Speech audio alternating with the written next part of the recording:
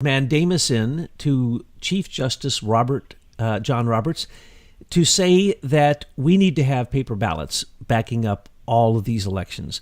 So, Christopher, people are going crazy, our followers, and they want to know what you're up to. So we had to give you a call so that you could give us an update. How are you doing today? Just fine. I got off the phone with Bill Van Allen about an hour ago, and he monitors all the court actions and decisions by the Supreme Court. He talked to the clerks. He first talked to Duggan, who got assigned this writ, and then it passed his seal of approval, and it went on to his supervisor, Atkins, who I'd spoken with or left a message with on Thursday, that he should fax me a copy of the letter of rejection that was done on Monday. That didn't come in until Saturday, so I couldn't put that in as part of my exhibits. But nonetheless, it went from Atkins, it passed his supervisor, and it's now with the state clerk. And that's 3 of 6 clerks at the Supreme Court. So it's passing over the hurdles that everybody would have to pass to get a writ of mandamus. So that's what I have to report on right now. Wow, you're running the gauntlet. Yeah, literally. That's why you have to. You have to. And I'm so impressed with the work that you and Michael have been doing. You know, I've been around computers since Fortran, but you guys are real. And I have a website where I've learned DNS servers and all that business, how to encrypt passwords and stuff like that. I just spent a group of money on a website for members only, and so I understood what Michael was talking about DNS servers and how you can actually protect the DNS server from middlemen and all that business. I was listening to that as you called. Well, there are many fronts that this war is happening, many different battles, many fronts. And so what you're doing in Washington is something that you're really good at, which is to work the justice system to try to get them to give some justice.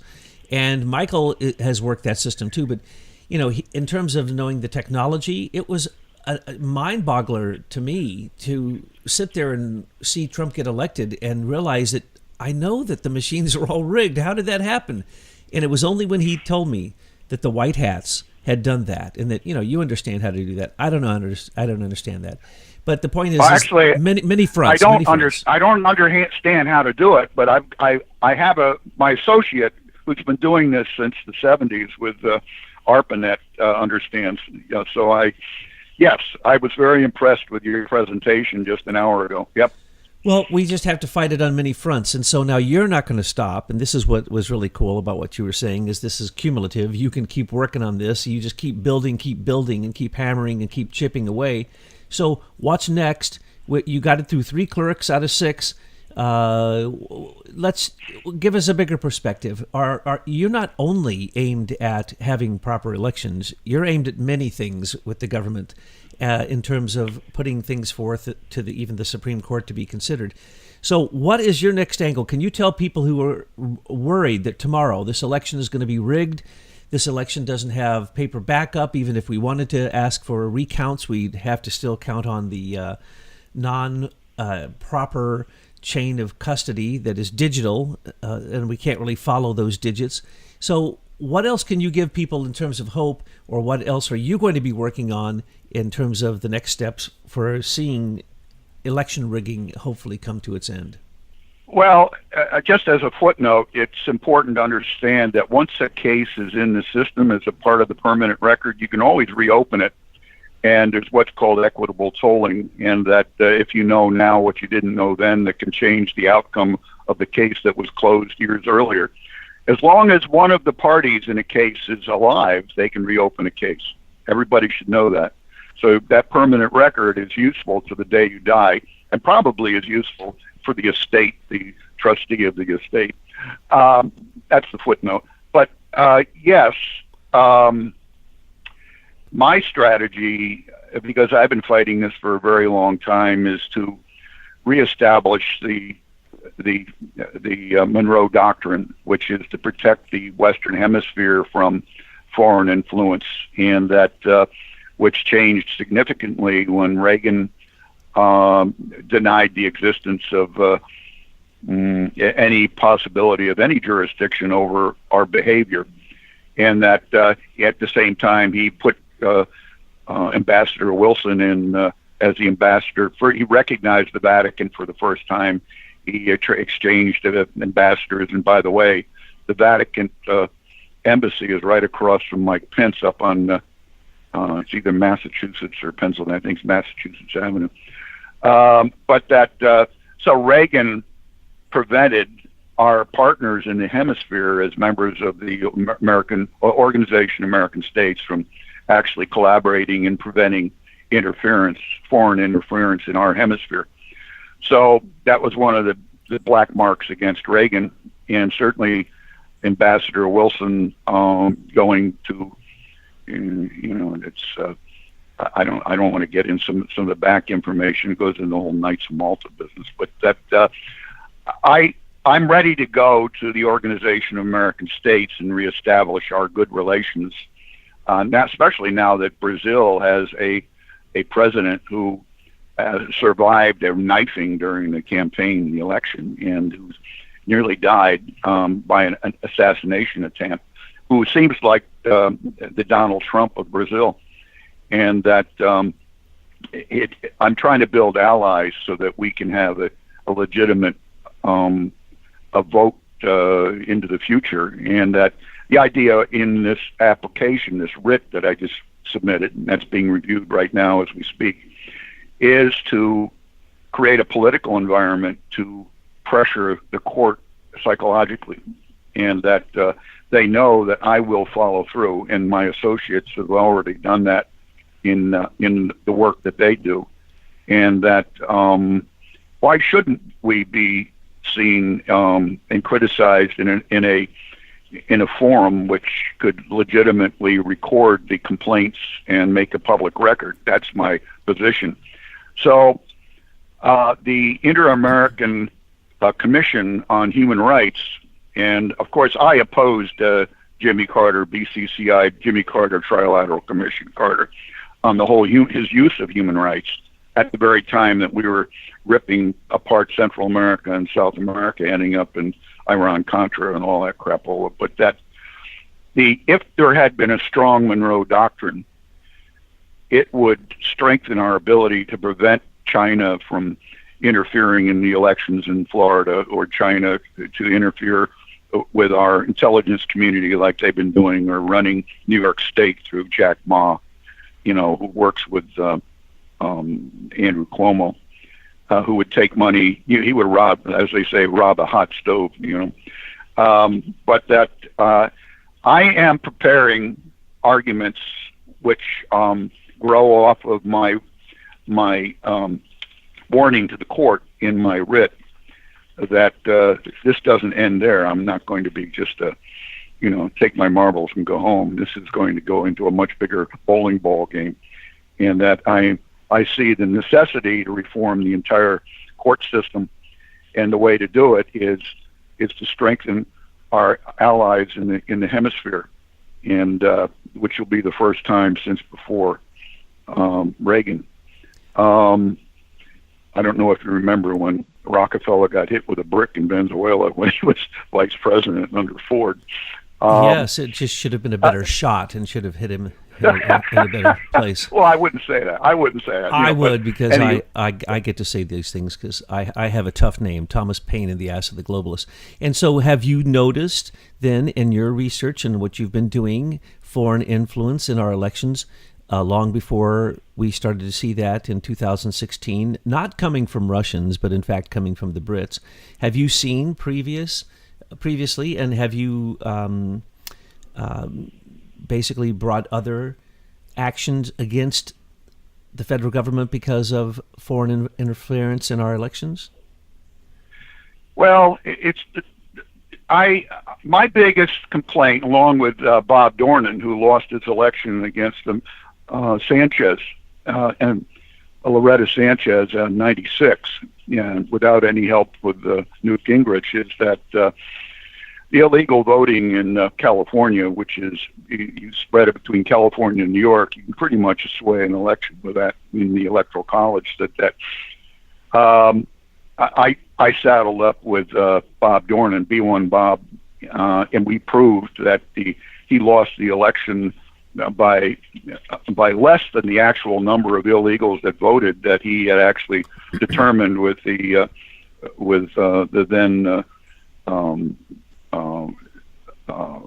the agency which dealt with illegal aliens, immigration, INS. We had proved that there were 4,900 illegal voters, and he only lost supposedly by a handful. So he should have. Newt Gingrich should have supported him. Anyway, that was '96, and Bob and I, he's pushing his years, and as an energetic Irish American who was born in Manhattan along with me. He was born 10 years before I. But I'm my efforts to stop illegals from voting, whether that means putting a purple fingerprint where everybody walks around with an indelible thumbprint, for the days following the election. Of course, they were killing anybody, especially the women in Iraq. If they were to be found with a purple thumb, they'd not only lose their thumb, they'd have their head cut off. So people need to have a way of creating an indelible record on that paper ballot of their presence. And that's very hard to read. It's not like putting somebody's name as personal information on a website or on a piece of paper. But when you put your thumbprint on that paper ballot, it's a signature that nobody can read except the FBI. I think they've got the largest. They've got the largest store of thumbprints. But the point is that it can be very rapidly through a computer figured out who is or is not voting by every time you scan the paper record in. Or if you scan it, it would pick up the thumbprint. And look, it's people who are living down south and are living in New York City at the same time who have voting locations in both locations. That's how a lot of the guns were being trafficked. They had both a driver's license in, let's say, Mississippi or South Carolina, and they had a driver's license in New York, and they were able to run guns. And I heard you were in a halfway house, and I did too, in Brooklyn. So I saw the worst of the worst, not by choice, but by economic necessity. And so I see how voting is done in the same way, where you can vote down south and vote just for the driver's license or the dual driver's license. That's got to be stopped immediately. And that when people pass away and their death certificates are filed, they have to be automatically taken off the voter rolls. That's not done. Matter of fact, my landlord, his mother continued to vote as a Democrat. You have two chances to vote in New York, once when you're alive and once when you're dead. And that the graveyards rise, and I've been complaining about that since the 80s. I've been in a number of cases going back to '76. Jerry Ford won the election, notwithstanding Rockefeller being hit with a brick. But that BCCI Jimmy Carter did not win that election. So, and I see, Elizabeth Holtzman, who my cousin worked for, the DA's office. She was right when she took all that to court and exposed how the Democrats were running vote fraud through all of the building registration, all the supers and everything else. So it's a good evidence on that. And so I come from that perspective of how the Democrats have actually manipulated the voter and their insistence on the National Voter Registration Act that Bob Dornan and I were absolutely apoplectic on when they put that in the early 90s. That gives the basis to figure out both campaign contributions and gives the basis to figure out where they need to do the vote fraud, all right? And that they already know who voted in the last election. That they have a record on that.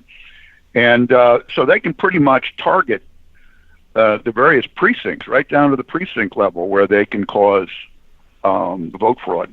And Michael's description in that last video that you just finished is right on target in terms of, how do you actually do the electronic fraud? Well, you create a perception of the race being close, but rather than a stretch.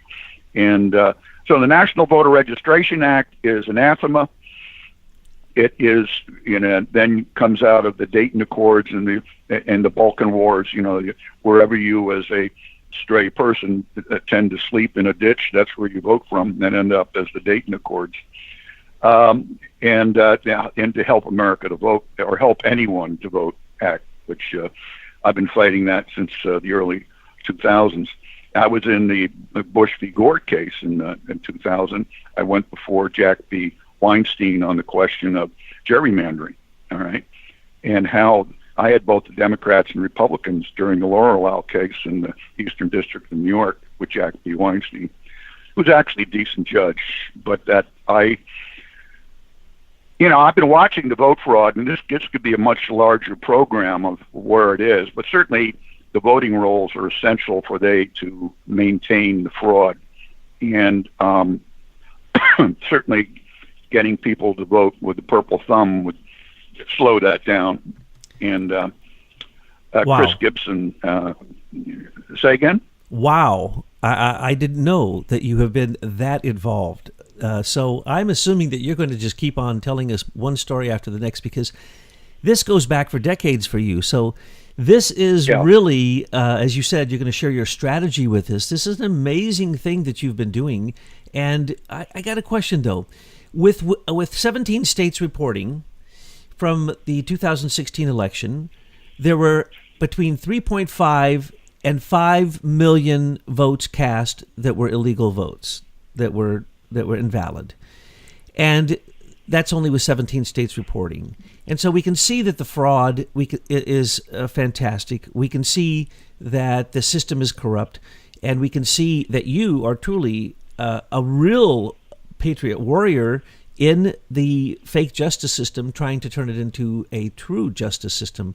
And so how do you not get discouraged? Because we know that John Roberts can just order a judge to be changed in the middle of a trial so that he can get the outcome that he wants, or that any of his lowlings beneath him. They can adjust justice anytime they want, and they can ignore, and they know the outcome by who it is that they appoint as the judge.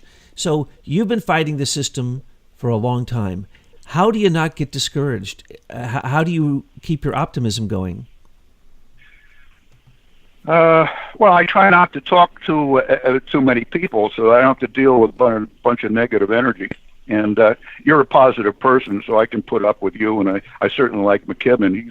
He's an engineer. He's used to building stuff. When you're a builder, you keep on building, and that's a very positive, attitude. And I like that attitude. So, no, there is always a remedy, and short of dying and going to heaven, there's always a remedy. I guess if you got that as a fallback, everything else is kind of okay. Right? Yeah, right. I mean, so, but that good. The fact that the Monroe Doctrine was so important, and it wasn't it was John Quincy Adams. Should have been John Quincy Adams' doctrine, but that he understood the threat that Europe represented towards the survival of the United States, and so and the threat of the Masonry, and certainly Andrew Jackson in particular, and actually John Quincy created the anti-Masonic Party, ran again for election. But that the Monroe Doctrine, that whole concept of creating allies who are contiguous to our self-interest in terms of trade, and we don't want people in desperation flowing into our country. We want their countries to thrive and grow, as we were promoting under even FDR. Was promoting the corporate self-interest in growing the adjoining countries, whether it was for bananas or whatever. But that we've got to strengthen the economies of all of our hemispheric associates, and that Reagan had failed to do that onward. And that so I'm going to the organization American States Court, the commission, which will hold and they looking for an opportunity to hold our court system in ridicule. And certainly they're they're very open to the ridicule, and that's my strategy. And I think that it will help the Miller Act claim, because they've suffered, of all people, the Central and South Americans have suffered from social network software problems, and I think they would join in at the commission, as it is important voting. But that's my angle, and that's, I'm moving on to the next level. Okay, it's called the next. I guess it would be called the next level. Nobody ever thought of that level. Okay, their main office is in Costa Rica, and it's where the Jesuits are. But that's okay too. And they want to be seen as good guys too. It's hard to do, but they might even bend a little bit. You remember the De Niro movie, The Mission, and it's certainly, the ideology of the revolutionary ideology that they were promoting. Anyway, so I sort of bring that to this whole mix of things, but I'm familiar with some. I can't do what the DNS, protecting the DNS server and stuff like that. Although I know people that could do it, I just, you got to have time and money and availability, and certainly Michael is the man with a plan in that regard. No, I'm going to do the commission. I'm already outlining where it would go, and they know it. I put that in. I said, you don't think I'm going to stop here? That's in my writ, and yes, that's why right. it's on to the. That's why it's on to the third clerk, and because they know I've got their names, and they're all going to show up in the commission just down the street at the Inter-American Commission, and so you got their numbers. That's my. Say again. So you got their numbers. I have their numbers, their names.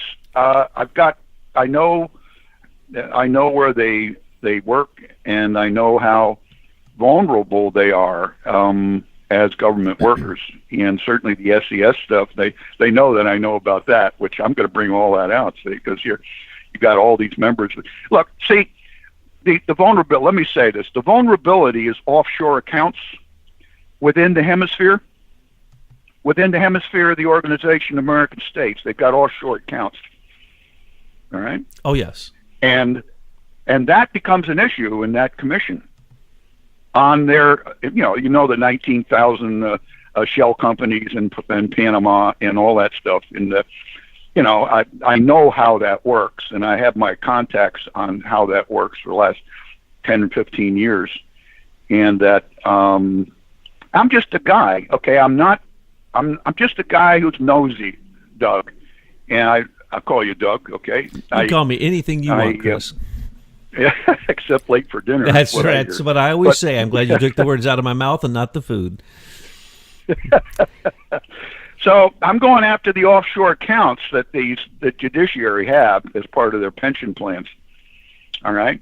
You are so preaching to the choir.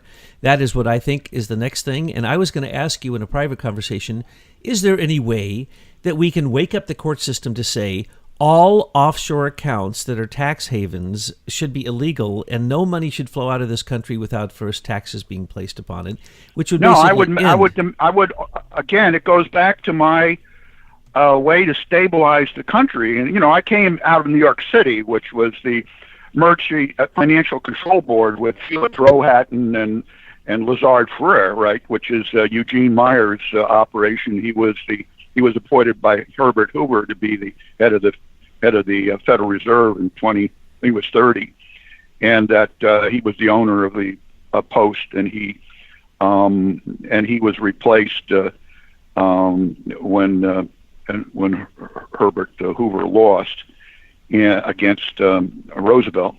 But that the Roosevelt plan basically on banking was that of Eugene Meyer, and that let me say this about pension funds. The pension funds were what saved New York City when it went bankrupt, and that what they did was take all the union pension funds and invested it into the debt, in the Emergency Financial Control Board debt.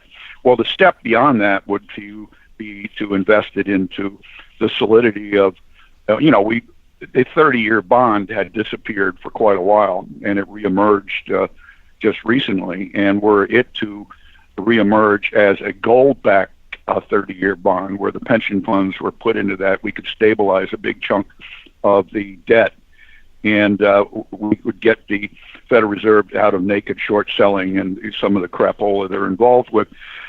But certainly, that the solution here would to make anybody employed by the government put their pensions into gold-backed bonds. Period. I love that idea, and I didn't know that you meant 30-year. That's beautiful. That is such a stable idea. Yeah. Now tell me about these offshore accounts. Can we end them? Is there a legal way to end offshore tax havens, which are taking 65% of America's wealth out of its cash flow each year into offshore accounts? Can we end that? Well, since working for the government, you have no way of losing your job. You can pretty much do anything you want. I would certainly want them to be wrapped up in what I'm talking about. Any offshore account involved must be involved in treasury bonds. Mm-hmm. Okay? Mm-hmm. And if it's in gold, how can anybody object? Right? Oh, I wouldn't object to that as long as they paid taxes on it before they put it in. For instance, why doesn't George Soros go to jail? Everybody knows that the $18 billion... Well, first of all, George Soros has dual allegiances. He's the Hungarian. He maintains his Hungarian citizenship. He is the American and Hungarian representative to the European Council on Foreign Relations. That's his official title in the EU. All right. Now, just starting from there, how can you have dual allegiance and be the sole American representative in the European Council on Foreign Relations? It's bad enough that it exists to begin with.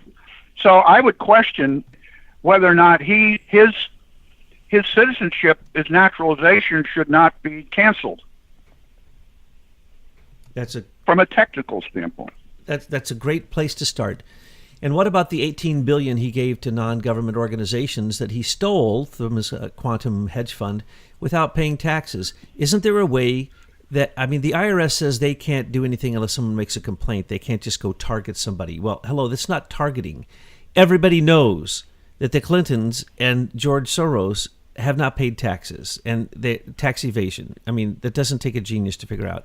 Why can't we stop this? Why isn't there a legal path for this? Besides the fact that the DOJ is completely compromised, because they don't even have an attorney general. They have Rip Van Winkle, who's been sleeping for the last 2 years. But besides that, you've been working with this for a long time. Is there a way to stop this ripoff of the globalists who are stealing from our country without paying taxes? Well, I used to call him Yoda. Now I call him Magoo. And Yoda, at least, you're a Star Wars guy. Oh, yes. I was very impressed when I heard you were a Star Wars guy. So my son was impressed. He thought that was just jolly, and that got him to listen to your broadcast. Matter of fact. Well, that's good. Yeah. Well, look, the dollar represents an emergency fiat currency under our present military spread around the world. And that to the extent that Aramco is going to China, that's a vulnerability. And but certainly the look, that $18 billion could be traced if it went through the banking system, and the big computers are there at the Federal Reserve in Manhattan. They know where it all goes, and they know the algorithms. They know exactly how that money was spent. But you got to figure a lot of that money was walking around money that bought people into the pension funds. And that I would just search to see of that $18 billion, how much went into pension funds as a sort of a walking around street money that Soros spent.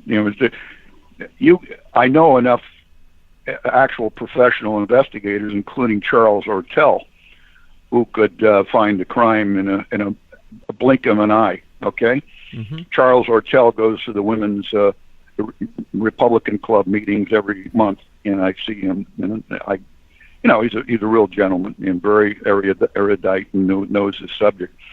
For for the Clinton Foundation to do what they did for so long in operating out of New York for so long. It goes to the Chinese. It goes to just like this Jack Ma stuff, in Alibaba, who's been spreading money around, street money. It's about laundering campaign donations, and certainly the Federal Election Commission could crack down if they wanted to. The IRS is the last place I'd go. IRS is just Right. the IRS is just the bookkeeper for the Federal Reserve. That's all it is, and it just wants to know that their paperwork's in place and that your forms essentially allow them to balance the books. But I would go after the Federal Election Commission, and as I did with Soros in the 2008 election, I had him in state court for improper donations and laundering of money, with 32 other defendants, including Peter G. Peterson and Blackstone. So, Wow, that's what I'm talking about, Christopher. That's what I'm talking about. You've already had these globalist bozos in court over some of this stuff. Lynn Rothschild was his attorney. She's over in Jersey, a real looker too. So the point is that I've seen it all. I'm unimpressed, but I know how much there was that Simpson, Thatcher, Bartlett. They get paid $1,100 an hour. I got hit with a bill, and so I had a $177,000 attorney's fee levied against me. Of course, that was overturned, but nonetheless, that was an eye opener. That actually got me into the European press.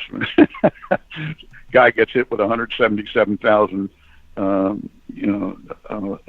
a bill for attorney's fees. I was asking Brzezinski for his fees, and I got it. And he's not charging as much. But look, I believe going after the pension. Michael Shrimpton has been under the gun. He exposed various acts of terrorism, plus he exposed the CIA's laundering and promotion of Obama, the foreign Indonesian citizen, who was never revoked his citizenship, by the way. And that, so I've been working with Michael, and he was to testify in the state court, and they blocked his temporary visa. And that I had paid his airfare round trip. And I'd gotten Benjamin Fulford round trip from Tokyo. The CIA stepped on him too. Wow. CIA is one of the big. Oh yeah. That's another great case to bring to show that this person who came over on a student visa and actually was a foreign aid student who became our president under an assumed name. How many AKAs did he have? I think 11 or something like that. Also known as, and you're supposed to list that if you're going to become the president. He didn't list. Well, I know he had 32 Social Security numbers. There you go. That's a good CIA agent for you. He was buying real estate all over the place. This Orly Tates had discovered all that with her researchers. She had the money to research that. Orly is a friend of mine, and that I worked with her back in 2009. And all of the people in that period I've worked with, and even Phil Berg. And that, look, what do we do? Well, according to Michael, it's the medium-term notes. Medium-term notes is where all the vulnerabilities, that's where Romney's vulnerability was. He had his money in medium-term notes, where they could make it disappear with a stroke of a keystroke on electronics, okay? They can make his wealth disappear. So when you have that held over the judges and political figures like Romney, where he's going to lose a huge amount of offshore money with a stroke of a key, that's an eye opener. Okay. Now that is a leverage point I didn't know about. Thank you so much. That explains so much. That's Michael Shrimpton. Michael Shrimpton wrote a book called Spy Hunter, and Michael's been my friend since 2014. And he came under extreme scrutiny because he was the one using the glass and water and saliva and fingerprints on the glass, working with Michael Flynn, had really discovered who Obama was, whereas the Dunham family had nothing to do with him other than they were CIA assigned to protect him. Right? That he had proven that. And because he did that, plus he turned in a bomb threat during the Olympics in 2012, he essentially just turned in a threat that it was turned over him. GRU had turned over that information, and he was arrested. But the NIST team came in and took out the bomb. It was rigged to blow at the Olympics in 2012, and even Romney said they had lousy security. He knew about it. But it's the vulnerability of offshore accounts to be wiped off. Okay, so when you put them in gold bonds offshore, I don't care where it is. As long as we remain under an international fiat currency, until we get rid of that emergency condition where we can go back to civil government and constitutional rule, that in the objective analysis, I think that we've got to protect those offshore accounts with gold. Christopher, okay? That's genius. You'd give the Queen a run for her money in her 54 Commonwealth offshore fake tax havens, because they're not backed up by anything, and that's where trillions and trillions, some say 50, 100 trillion, more than that, sitting in offshore accounts controlled by the Queen, backed up by nothing, stolen from her 54 Commonwealth nations, including America, which should be the 55th, because we never really got out from underneath British thumb. Now, let's go back to what we're talking about. So I saw the hope. I saw the ray of the hope, and that's the reason I let you keep talking about these astounding previous court cases that you've been involved in and what it is that you've gone after, because you have been hammering on the very thing that would take it down. It's the Achilles heel, in a way, the things that you've mentioned, and that you've been associated with some of the people who have done some of the most amazing work and put their own neck on the chopping block willingly for the sake of being a patriot. And you're talking about some of the biggest enemies we have, and you're also talking about hope. And we are all about hope here at Aim for Truth, because we don't want to just darken your day with the sad reality of some of the knowledge that's out there. We need to give you enkindle hope in your heart, because that's the only thing that's going to continue to inspire you as a patriot to do the work that you're doing. Like, we didn't call you up and ask you to do what you did, Chris. We didn't even know until you did it. And it was just, that's the kind of stuff that should be happening. And we should be doing the same for you, that we turn around and say, hey, we're doing the same agenda you're doing. Why? Because we're patriots. We're all in the same war to regain our republic and to help Trump reestablish the U.S. Constitution and Bill of Rights, and to get justice back into the court system, to get falsehood out of the mainstream media, which is controlled by basically the bankers and brokers and the people involved in making money off of war. And we need to see things for what they are, which means, in a way, we also have to re-educate people to history, so that the things that you're saying as the backdrop of your own experience are the very foundations of the things that we are working with right now in our time. So I got to thank you as a patriot, hearing these stories that you've told, because I've chatted with you for some time, but I don't know a lot of your stories. So we're going to have to keep this up. But right now, we're going to get this conversation out on the street, because people are worried about you. They wanted to know what they could do to help you. Yeah, I know, and you laugh. Believe me, I'm protected. Beautiful. I'm protected. And I was a street guy. I went in, I was there with dope dealers and people who had spent 10 years in jail. I was in there with people who were released after being rapists and murderers. I was in with Latin kings who were out on parole. So I understand these men. I used to have them down for dinner just to find out why they were so screwed up, right? And I'd serve great meatloaf, believe me. So the point, I mean, the way to people's head is through their stomach. All right, that's a fact. That's a fact. Okay, so but you know that this is the red pill that might taste sweet in the mouth of Chief Justice John Roberts, but it's going to be bitter in his belly if he drinks the water that he takes this red pill with, and he needs to take that red pill, because in a minute we're going to start revealing in another conversation a bunch of his crimes.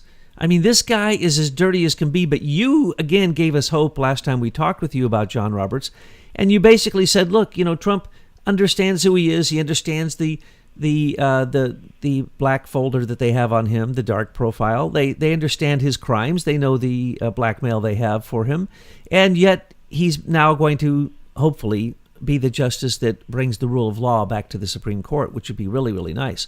So we heard that from you, but soon we're going to be really trashing him because do you think, in your opinion, that John Roberts is going to take this the way that it should be taken seriously and act upon it the way that he should if he was an actual Supreme Court justice who had justice in his heart?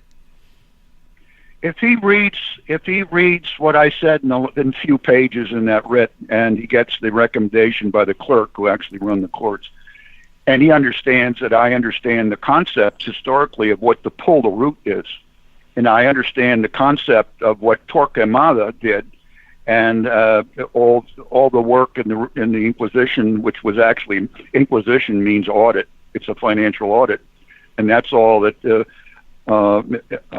Ferdinand and Isabella did, was to audit those who remained to see if they are worthy of taxing and or kicking out as non-earners. The Inquisition came to South and Central America, and the concept of pull the root is that of the MS-13 crowd. Okay, you kill everything down into the dogs and cats of the family, and that's how we're letting into the family. It's to kill the root.